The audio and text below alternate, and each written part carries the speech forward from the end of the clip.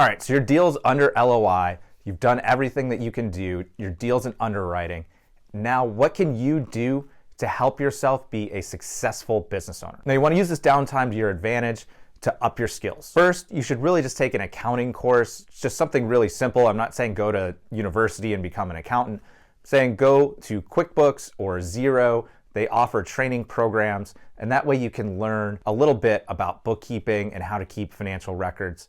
Even if you're not planning to be a bookkeeper yourself, if you're planning to use a bookkeeping service, which we recommend because bookkeeping isn't a great use of an owner's time, but you still need to understand it. So you should go through the training and learn it. 2, you should reach out to the sellers, find out what software they use, what things that you can train on. Almost every program offers some type of training program, so you can get up to speed before the acquisition closes. Next, after you've talked to the seller and you've learned what software they use, now you can probably identify some gaps. Are there programs that you can go implement?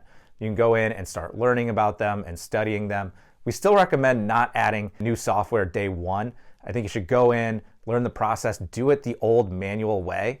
I mean, a lot of buyers are always horrified because sellers are doing things on pen and paper, but don't automate the process before you've done it several times the old way.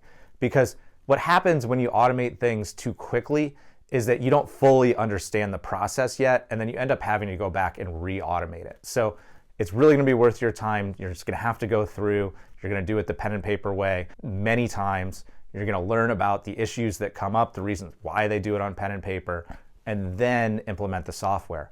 But while you're waiting, you wanna look at what options are out there so that when it does come time to automate, you have a good idea of what's available.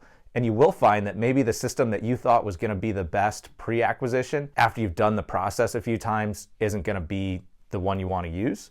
But still, this is when you have downtime, take advantage of it. 3, join an industry group or network association, start going to events. Again, you're gonna start getting a feel for what's going on inside the industry. You're gonna start meeting people that are gonna be able to help you.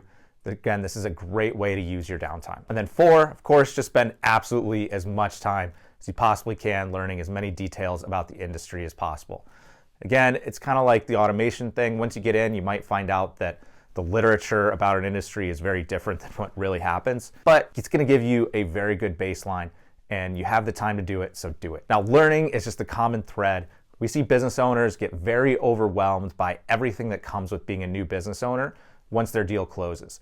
And that's one of the negatives about acquisition. We love buying a business. We think buying a business is really the best way to get into entrepreneurship, but you come in at a bigger level than you would if you had started from scratch. Starting from scratch, you're just one person, and then everything gets more and more complex over time, versus when you go and you buy a business, you have a complex organization day one. So get as much of this learning done up front as you can.